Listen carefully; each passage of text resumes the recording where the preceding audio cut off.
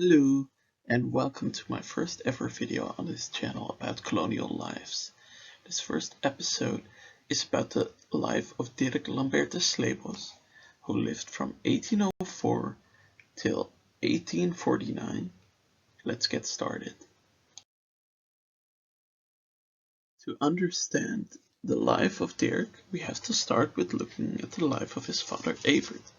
Evert Sleebos, a German man from Kleef, joined the Dutch East India Company, or the VOC, on the 15th of November 1764, sailing from Amsterdam to Batavia on the Vredenhof, with which he arrived in the archipelago.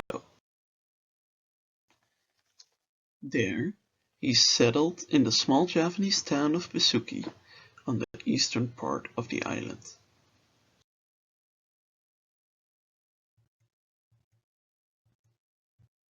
He served the company as a soldier till 1801, after which the company stopped existing and Java became a colony under direct Dutch rule. In Besuki, he eventually started a relationship with a native woman named Takin. The exact amount of love in the relationship cannot be stated, but it is clear there was a power imbalance between the two. From this relationship came forth a son, Dirk Lambertus, on the 2nd of November 1804 in Besuki. Whether or not the couple had more children is hard to say, but Evert definitely had a few more.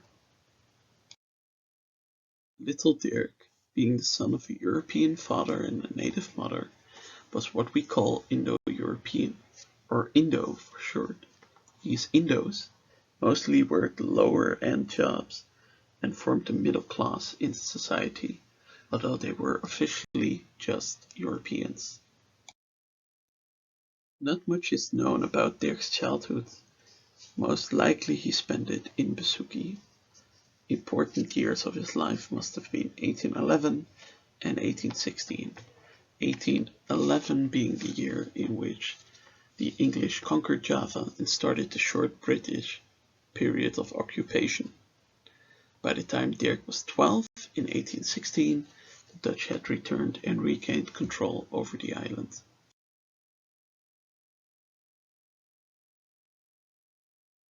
By 1823, at around age 19, Dirk had officially started working for the government. However, it is not known what jobs he fulfilled at that time. Since he did not have the radical of Indian civil servant, they must have been lower positions like clerk or copyist. This so-called radical was an arbitrary title given by the king that meant someone was of right character to be allowed to rise in ranks, although it did not give them the right to definitely do so.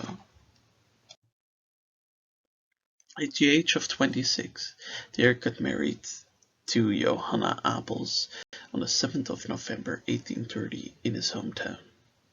Whether Johanna was an Indo as well, I have not yet been able to discover.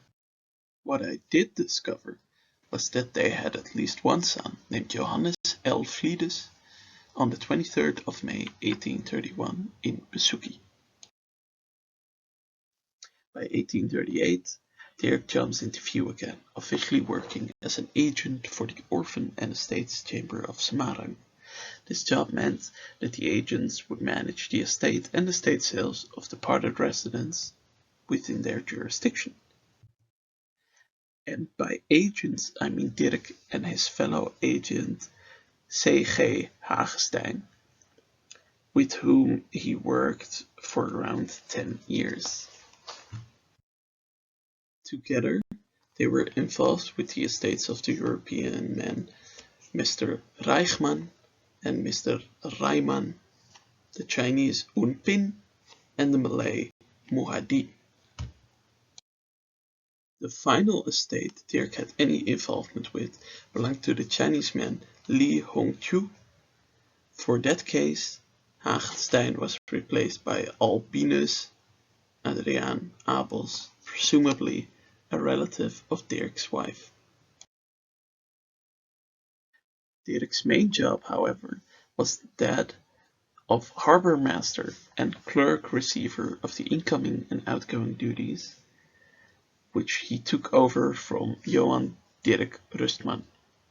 These jobs meant he was in charge of a small local harbour and the terrace that might have been in existence. The Besuki harbour, however, was small and mostly dealt with local ships from fishermen.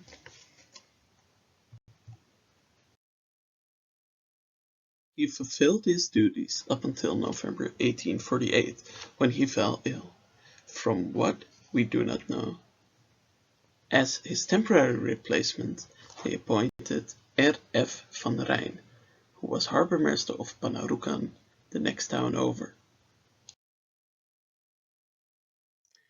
In January 1849, Dirk wrote the local resident, his superior, that his health forced him to retire, because he lacked the before-mentioned radical.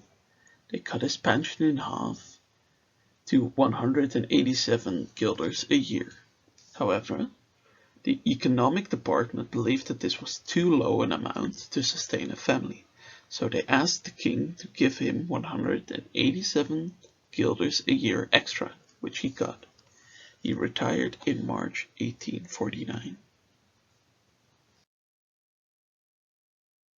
He did not enjoy his retirement, however, as he died shortly after on the 29th of May 1849, being survived by his wife and children, who posted his estate's death in the local paper, like Dirk had done for others for the past 10 years.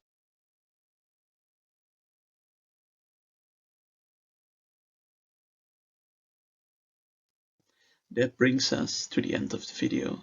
I hope you enjoyed. On the left is a list of all the names I've mentioned here. On the right, the sources I used. Please let me know what you think of the video, and if you would like to see more. Bye. Thank you. Doei.